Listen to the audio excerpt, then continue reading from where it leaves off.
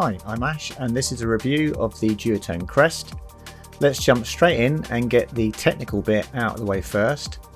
In today's terms, I think we would probably call the Crest a mid-aspect, given how foils have changed recently with some much higher aspect ratios becoming more prevalent, but for the sake of being precise, it is an aspect ratio of 8.9 and there are slight variations depending on size.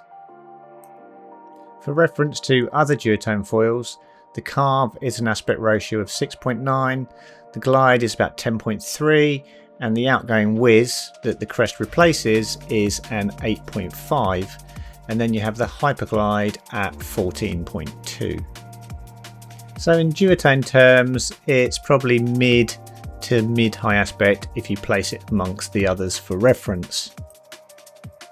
Its profile is kind of a merge between the Carve and the Glide. It's a bit like the Glide with fatter wingtips in some respects, but this is ignoring the shape when you look at the crest from the front, where we have a moustache type shape curving downwards from the middle and then back up at the tips. So this is where we pull in some small amount of inspiration from the Whizz with its upward curving tips. If you place the Glide 900 on top of the Crest 925, then there are a lot of similarities. As I said earlier, the Glide is a bit wider chord in the middle and thinner at the tips. The Crest is thinner chord in the middle and wider at the tips. Anyway, enough of the technical details, let's just get into the performance. I tested and directly compared the Glide to the Crest because to me this is the most similar foil in the duotone range. The Carve is really quite different in shape and profile to the Crest, so the Glide seems to be the most sensible foil to directly compare it with. We'll put a little structure to this and talk about the initial lift when pumping onto foil, the overall stability, the glide, the carving, the pumping, the low end, the high end, full breaching and wingtip breaches, wave riding, free riding and jumping.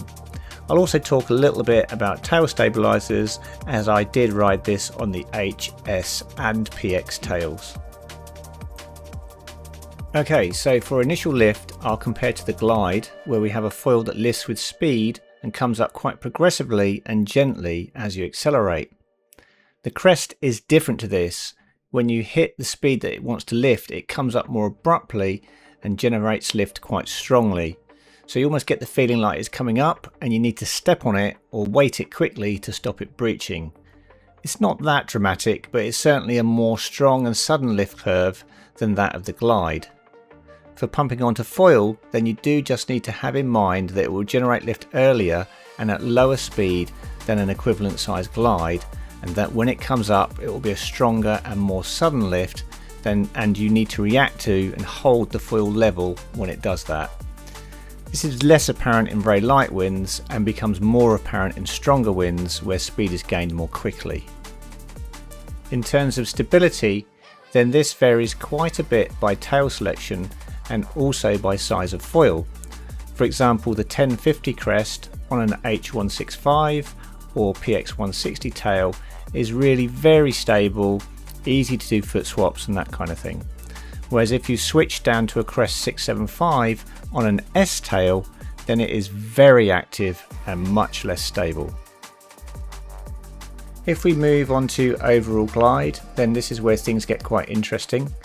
The Glide without doubt has less drag and will glide further and for longer than the Crest. It also is faster due to having a bit less drag, and it's for this reason that when not wave riding, on flatter water or for just doing foiling type tricks where I want maximum glide and speed, I will always use the Glide in preference to the Crest. However, the moment there are bumps to surf, then the dynamics change. Although the Crest has less glide, it can go slower than the equivalent size Glide before dropping off foil, and also the extra drag means that the speed of the foil is more suited to waves. You don't outrun wind-driven swell. The Crest is less prone to swooping down a wave and tends to stick more in the power of the wave. When it comes to carving, we also gain some advantages. When you carve on a wave with the Crest, it generates quite a lot of speed. You get much less speed from the Glide when carving, and it is less willing to turn and tends to want to ride more sweeping turns. Oddly, the Glide can sometimes feel more loose than the Crest, but this is because it's a less draggy foil. But if you push the Crest, it just carves harder, whereas pushing the Glide, you hit a limit where it just won't turn any faster without switching out to a different tail, like an S-tail for example.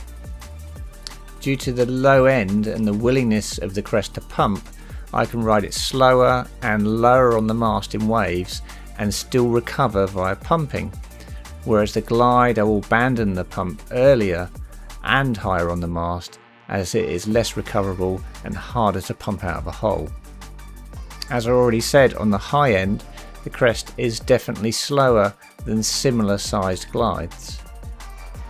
For full foil breaching and breaching wingtips, again the Crest is the more friendly foil. Breaching wingtips I barely notice at all. I have on occasion breached the entire foil and had it recover almost instantly. This isn't foolproof. Sometimes you will breach and get dumped off the board, but there is a good chance you won't and it will recover. Compare this to the Glide and you definitely feel a wingtip breach. The board can get a little bit squirrely when that happens. Wingtip breaches are recoverable on the Glides, but you will rarely recover from a full foil breach. That normally involves coming off the board completely. So when you stitch all these characteristics together, you get an overall story where if your plan is to ride waves, then the Crest is without doubt the foil of choice. All the characteristics are stacked towards riding bumps. With the Glide, you can absolutely ride bumps, but it just isn't as complicit in getting the absolute maximum out of the available wave power, especially in lower powered wind driven swell.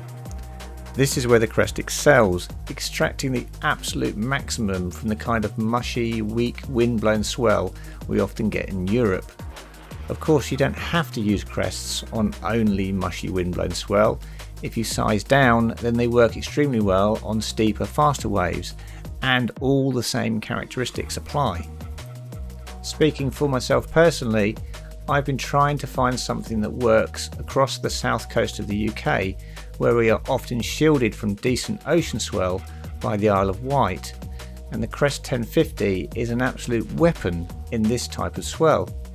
I had previously been using the Hyperglide to try to get more out of this type of swell, and whilst it works, it just isn't as fun or as compliant as the Crest 1050. The Hyperglide also requires the swell to be reasonably fast moving to get the best out of it. That said, if you want to go downwind on medium-sized bumps very fast, then the Hyperglide is certainly the tool for that job. When we come to freeriding, then without doubt you can use a Crest to freeride. I just feel like the Glide is the better tool for this job. It's faster, has more glide, and if there are not waves around to sail, then it is just a better foil for the freerider who wants a fast foil with good glide and can do foiling tricks and all that kind of stuff with it. If we come to jumping, then the Crest is very similar to the Glide really, in that it just isn't really the tool for that. If you want to jump, then keep a Carve in your quiver. The Carve 800 is, in my opinion, in that sweet spot for intermediate jumpers. Lastly, tails. I tried the H, S and PX tails. For ease of use, the PX tails would be my pick. This is the easiest to ride whilst giving a reasonable level of pitch control and keeping the yaw in check.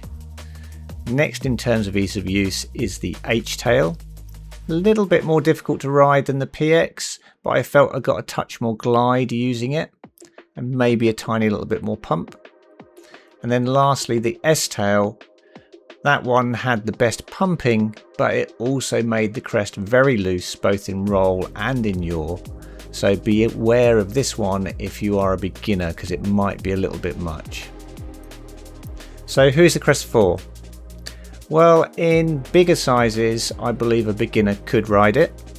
The 1050 has good low end and is really quite easy to ride. It's very stable, and when matched with a larger tail like an H185 or PX195, I think it could be a very friendly and able to be ridden by a beginner without too much trouble. For intermediates, the Crest is for anyone wanting to surf windblown swell or indeed larger, steeper waves.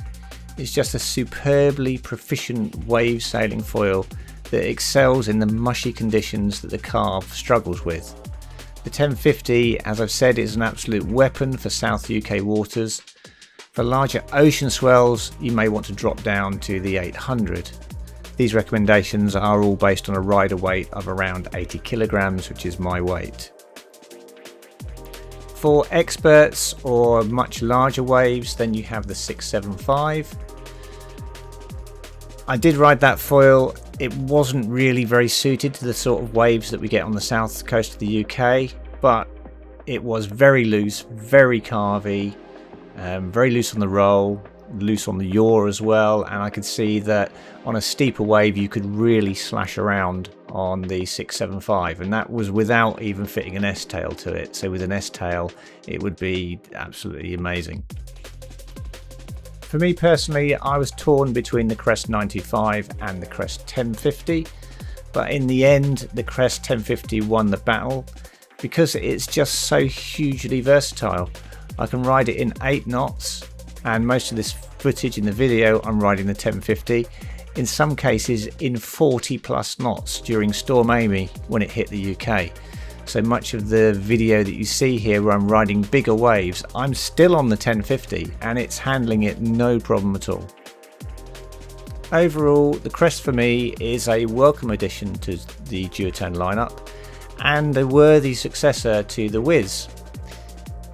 For those who don't know, the Whizz is retired and replaced by the Crest, and it was a good foil in mushy conditions, but the Crest has taken that to a much better foil that has an immense range and ability across a wide variety of conditions, but seems to be especially tuned to the mushy windblown swell that is usually hard to find a foil that works well with. So if you're trying to surf that type of wave, then look no further. The Crest 1050 or the Crest for your particular weight now does that job. Just one last thing to mention, I rode all the Crests on the 37cm fuselage. However, the 675 I think is better suited to the 43cm just to get the pitch stability a bit more predictable. I'd like to thank George from the Water Sports Centre who was able to lend me all the foils for this video on demo. The only one I couldn't get was the 800, which unfortunately sold so fast he had none left to put onto demo. Links for the Water Sports Centre are in the description, and I'll see you on the next video.